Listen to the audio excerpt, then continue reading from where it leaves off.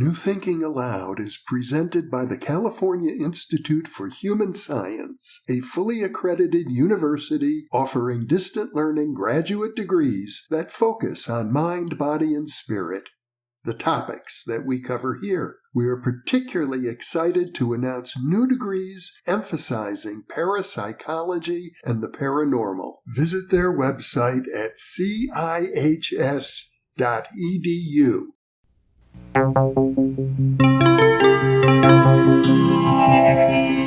Thinking Aloud.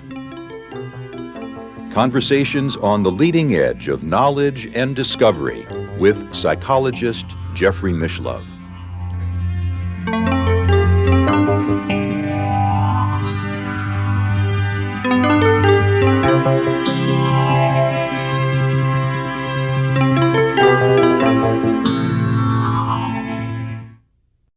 Hello and welcome. I'm Jeffrey Mishlove, and this is part 2 of our 2-part series on mutual dreaming. We're looking at the experiences people have when their dreams mesh, when they share the same dream experiences. And with me is Lane Magallón, who is the author of the book, Mutual Dreaming. She is a founding member of the Association for the Study of Dreams and former publisher of the Dream Network Bulletin. She is a founder of the Bay Area Dream Workers Group and also the founder of the Fly By Night Club. Welcome again, Linda. Thank you, Jeffrey. It's a delight to be here. The Fly By Night Club is it's a wonderful name. I love the sense of whimsy and humor in that. And yet it's serious in the sense that you have people who are committed to working together, to entering into dream experiences together, and to really pushing the envelope in terms of what's possible. Like, can we fly together? It's almost like Peter Pan or something, it seems to me. Yes, and the reason why I went for Fly By Night Club in terms of this mutual dreaming was that one of my discoveries when I looked at the people who seemed to be having the greatest success in intentional mutual dreaming was that they were flying dreamers. They came to the mutual experience, having had experiences with flying dreams, out-of-body experiences, floating, flying in the altered states of consciousness. And that really intrigued me. As a matter of fact, when I looked at those who were most successful in dreaming together, 24% of my projects, the successful mutual dreams, were flying dreams, had one or the other, or possibly both, had some element of flying in the dream report. Well, flying is one of the most exhilarating things that people can do in dreams. And not only is it a great experience all by itself, an uplifting, exhilarating experience, it seems to be something that our dreaming selves really prefer. For the playful value, they seem to be kids at heart. But also because we were talking about moving from the negative to the positive. Yes. There's something about the flying dream, or about the process of moving towards flying dreams, which also incorporates that move from the negative to the positive. It's getting out of the depths of the nightmare and moving to the heights. I've often observed something like that in my dreams, for example, and I've even read about this, that there's a place in the dream where you're being chased, and it's as if your feet are in quicksand. You can't move, and you're trying to run, and you can't run. In one esoteric book I read, it was said that this is the boundary between two levels of the astral plane. And if you remember, you can fly at that point, totally transform the dream from being chased to flying. And that actually happened in my own family. Before I came to dreaming and dream research, dream work, my dream life was 38 years of nightmares. Oh. That's it. That's all I remembered. Anxiety dreams, conflicted dreams, bizarre dreams. But it turns out that one of those nightmares, which was a repeating nightmare, exactly the type you're talking about, running through molasses with the men in black pursuing me was also shared, I found out later, by two siblings, two of my sisters, and a very similar kind of dream by my brother. Mm-hmm. So, and each of us had this experience of being run after in the same family, mm-hmm. which is an interesting metaphor for what was going on in the waking state. But all of us managed to get off the ground mm-hmm. and into a better state of consciousness. Now, that's where I stopped. I mean, the men in black would reach out and try to grab my ankles at that point. But when I finally got beyond that particular point, when in my breakthrough dream, when I got beyond the nightmare, then that just opened up the world to a whole possibility of being in dream for myself, for my family, and for a whole community of mm-hmm. dreamers. Mm-hmm. And you've been sort of like a beacon, telling people, "Let's dream together. Let's explore this. Let's push." I try everywhere I go. Not everybody mm-hmm. listens, but they certainly have the opportunity now. You invite the readers of your book to open themselves up to mutual dreaming, and you seem to suggest that there's a real, for lack of a better word, I'll say parapsychological dimension to these dreams, that ontologically something is really going on in the mutual dreaming, that the dreamscape, the landscape of dreams has some sort of ontological reality, some validity to it that we can explore together the way 500 years or so ago people set out in boats to explore the new world. Jung called it the collective unconsciousness. Dream reality is another term that's been used to it.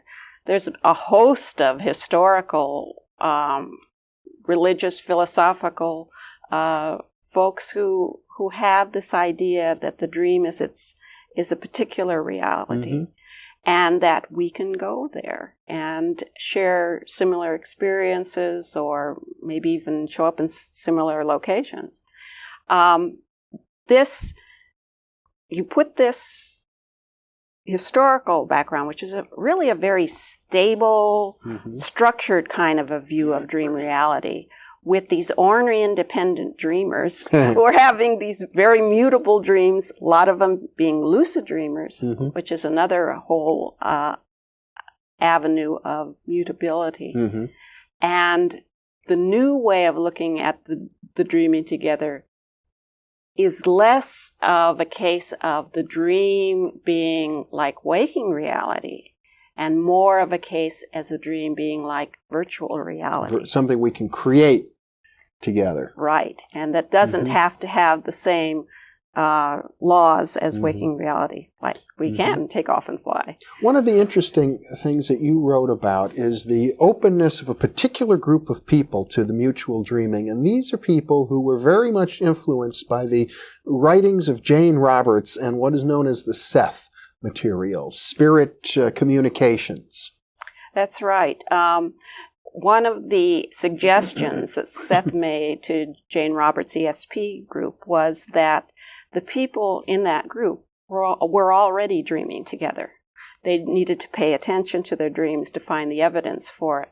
And not only were they dreaming together, they were actually engaged in a particular project together, that they were creating dream reality, and the particular name was called the Inner City. Mm-hmm. So at that point, the members of the class group, looked at their dreams for evidence and found evidence of connection between the dreams. Well, that was fine for that group, but then the books became published, and people read the books and started going, I think I've had that, that dream mm-hmm. about that school, mm-hmm. That school experience, school, sure. Right. That seems to be very similar to what so-and-so was talking about. And then as the Seth groups got together, then sharing dreams, then they would compare dreams and find similarities. The Seth Dream Network found similar dreams. And then they went, of course, the next step and started dreaming together on purpose. Some of the dreamers who were lucid dreamers, and by the way, lucid means that you become awake and aware of the fact that you are dreaming. Some of those dreamers went even to the point where they started creating dream reality on purpose in their dreams. Mutually shared lucid dreams.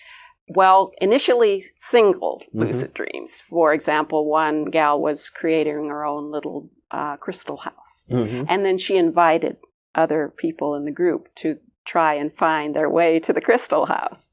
Or two people in a totally different group were dreaming up the Dream Learning Center. And which was interesting because in one case, the learning center morphed into a 7-Eleven. But these are, just the beginnings. These are the baby steps for coming together and intentionally doing intentionally becoming aware of a process which I believe goes on all the time. That Seth, Edgar Casey, and some other pundits will say that the dream precedes the waking state. The dream is the blueprint for the waking state. It's not just that we have precognitive dreams, but the dreams actually are the framework for our waking reality. And if that's true, then why not peek underneath the covers and see what's going on? And one of the interesting things that you seem to describe is that when you look at communities of people who are working in this deep way and sharing dreams, it almost looks like a interlocking pieces of a jigsaw puzzle in a way. Here you have two people sharing a dream, and then this person shares with another one. And by the time you got 20 or 30 people, even though they don't all see each other, enough of the pieces of their dreams interconnect so that you can put it together, and what emerges seems to be a whole portrait.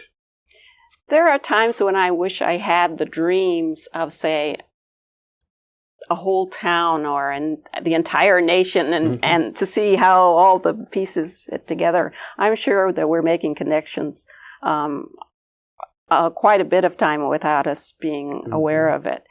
Yes, the pieces of a jigsaw puzzle is one way of looking at it, except that it's not a clear match. It's more like overlays, transparent overlays, especially with the meshing dreams, than a connection with the meeting dream.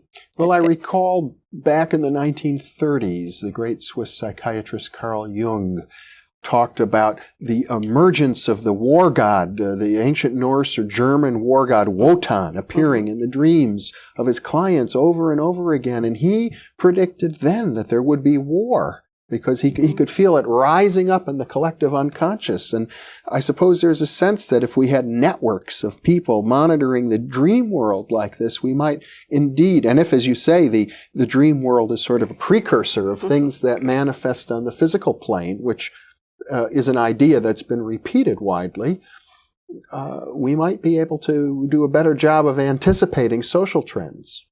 Well, that would be if we decided to consider the dream to be in a passive manner. Yes. That we're simply going to sit here and gather all the dreams and see what's going to happen 10 years from now or 10 months or what have. But what I really like about this new way of being in dream, intentional dreaming, is that you have an opportunity to actually become a creator of reality. We don't just have to let the war god rise up. Right. In fact, you use the word to refer to the transformation of these negative dreams, the environmental effect, I believe you call it. That's right. One of the findings I found among intentional dreamers, among people who intentionally got together to do shared dreaming. Shared dreaming means that I intend to meet you in a dream, whether or not I actually do it. That's the intent. In these kinds of dreamers, among these dreamers, it seems that our dreaming selves, although initially might be very hesitant about being together with other folks seem to go through a process of shifting from the negative, the nightmares, the anxieties, the conflicts, into a much more positive stance. And the flying definitely was part of this shift. Why do you call that the environment effect? Well, that's a good question. I'm glad you asked. I think that, first of all, let me say that as a neophyte mutual dreamer, I had the idea that I would be dreaming with Jeffrey, but that's not the case. It's not Linda waking ego that's going to be meeting Jeffrey in the dream state. It's my dreaming self and your dreaming self that are going to make the connection. And our dreaming selves, the ones that can walk through walls and can shift through time and space, are not the same as our waking selves. They're the ones that are going to do the actual meeting. And they're the ones who decide the where, the why, the how, that those kinds of meetings will take place. What they seem to have decided is that, sure, it's fine when we're hermits to go through the whole process of looking at our conflicted dreams and finding meaning and significance. But when we come together as a group, hey, let's party. Mm-hmm. Let's take a vacation from that very serious approach to dreams and move into a much more upbeat. Mm-hmm. Why is this happening? Probably because the dreaming selves that are most interested in being social are the psychic selves. They're the creative selves. They're the kid-ids of dreamland. And they're the ones that seem to like this idea of connecting by way of the dream. And so what happened was that those dreaming selves, in moving towards the positive, became cleanup artists. They were actually changing dream reality from being this nightmare land into a much more positive green land, magic land. Mm-hmm. So they were doing at the dreaming level what environmentalists do at the waking level. They were being dream environmentalists. I see. Cleaning out the pollution in the dreamscape. Right. In fact, you do report one instance in which a group of dreamers are actually there cleaning. It's one of the first things they all reported is that this one is scrubbing and that one is wiping and doing laundry. Yes. One of my favorite dreams was called 20 nuns with white habits, 20 cleaning nuns. And I'd always thought that was neat because they had this habit of cleaning up. Now you mentioned the term kid-ids, which obviously brings out the question, what about sexual encounters in dreams? As I recall, you report that it's one of the common things that people who do mutual dreaming report, that they experience dream sex with each other. Those of us who get involved in spontaneous dreaming usually do so with people with whom we are intimate, the family members, the very close friends, bed partners, and so on. So it's not at all surprising that the sexual themes would come up in that kind of a situation. But they also come up in the group arena, and they're in a situation where there really isn't an intention to relate at that level of intimacy. I don't buy Freud's interpretation of this. I think that rather it's a metaphor for we want to have intercourse with each other. We want to communicate with each other. We want to be close. And what can be closer than meshing with another person? I mean, melding with another person. The sexual is simply a physical symbol for actually what's going on in dream state. Kind of a spiritual communion. That's right. Of sorts, or at least an ecstatic kind of blending. Mm-hmm. Well, it couldn't be ecstatic. Or, on the other hand, have you ever walked into a teenage bedroom where the music is blasting, where there's dirty socks on the chandeliers? You're walking into somebody else's space and they're very comfortable in it. But you're moving backwards and going, whoa, this isn't for me. Mm-hmm. There are some connections that can be uncomfortable. And that's why when we do intentional dreaming, the idea of maybe taking the dirty socks down off the chandeliers first is a pretty good dream manners. Mm-hmm. Mm-hmm. Well, I recall having had a mutual dream with another person. All right.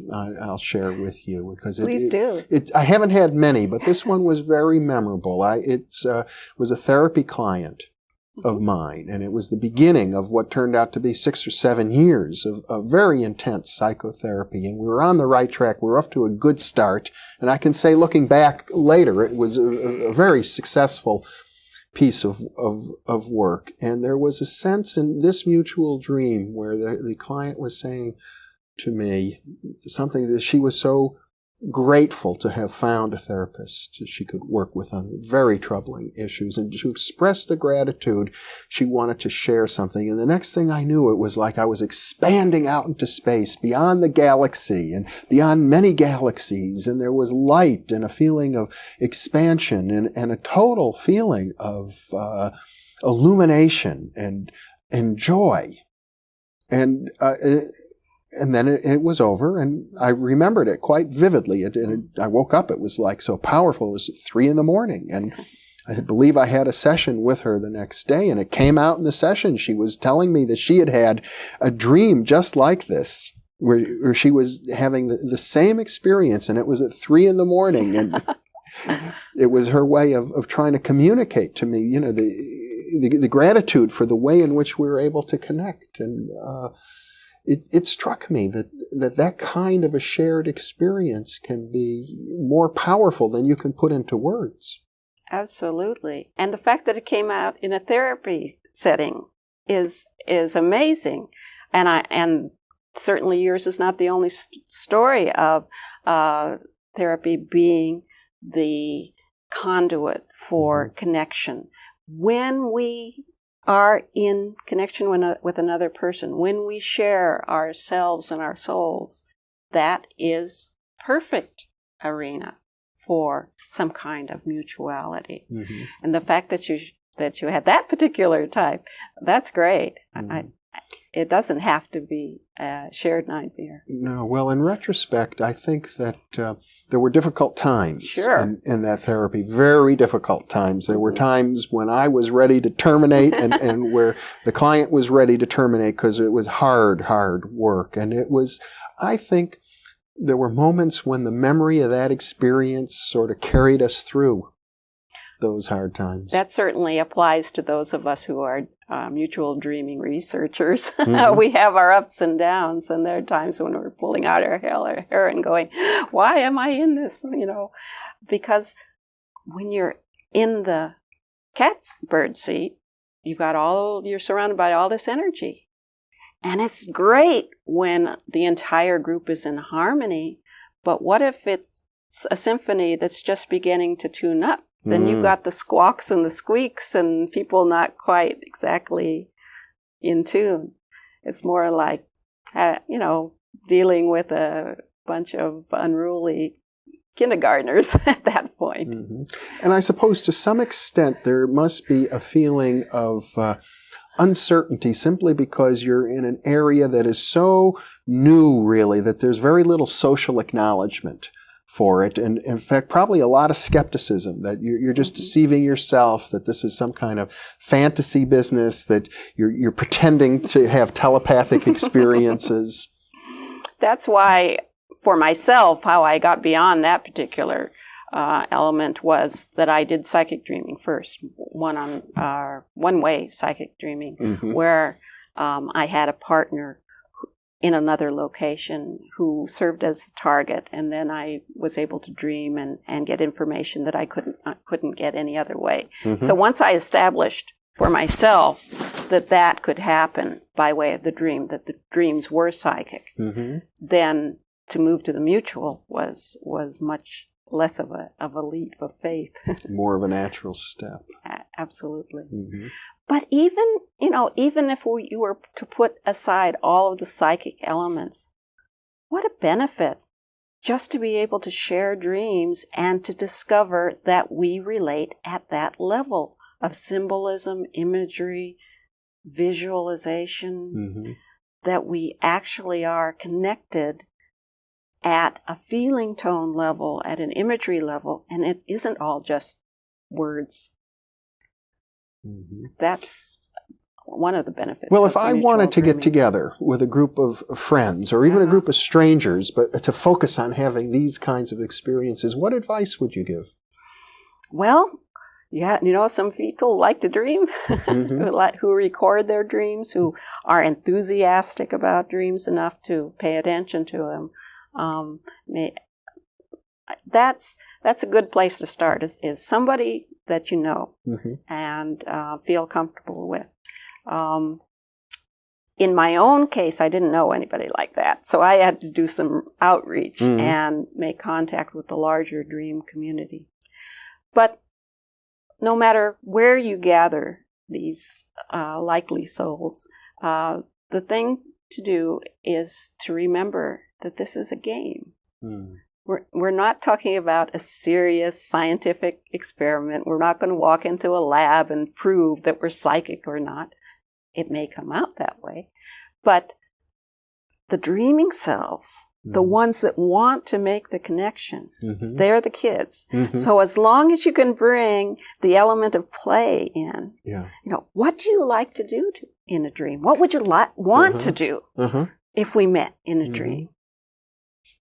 Then, whatever is your touchstone, whatever, feeds your heart and soul, bring that to the mutual dreaming. Linda Lane Magallón, what a beautiful note to end on.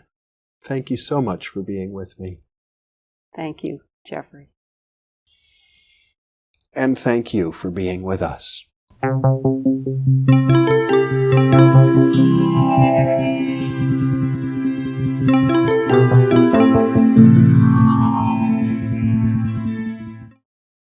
Book 3 in the new Thinking Aloud dialogue series is UFOs and UAP, Are We Really Alone? Now available on Amazon. You can now download a free PDF copy of issue number 8 of the New Thinking Aloud magazine, or order a beautiful printed copy. Go to newthinkingaloud.org.